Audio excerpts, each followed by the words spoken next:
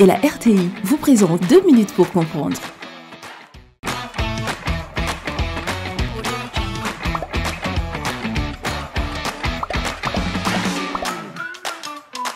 Bonjour, bienvenue dans 2 minutes pour comprendre, votre capsule quotidienne qui vous aide à comprendre comment fonctionne le monde qui nous entoure.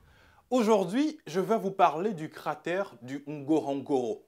Ce nom ne vous dit peut-être rien, et c'est pourtant celui d'une des plus belles merveilles naturelles du continent africain. Le cratère du Ngorongoro est situé au nord de la Tanzanie. Un cratère est une ouverture qui se trouve au sommet d'un volcan.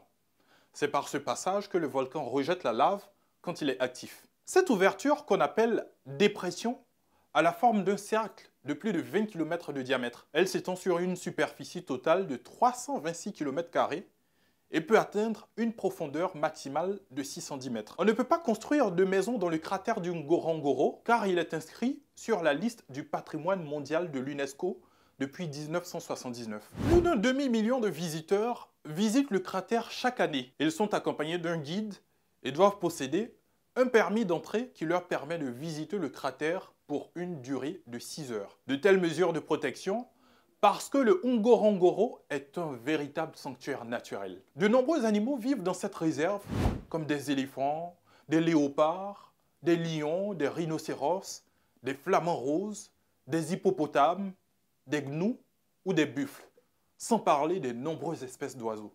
Les bords du cratère sont tapissés d'une forêt, alors que la partie plane est une zone de prairie où paissent les herbivores. Dans cette zone, les animaux trouvent de la nourriture toute l'année, mais rien à craindre au Ngorongoro. Le volcan est inactif depuis longtemps. Je vous donne rendez-vous demain à la même heure pour un nouveau numéro de 2 minutes pour comprendre. Soprod et la RTI vous ont présenté 2 minutes pour comprendre.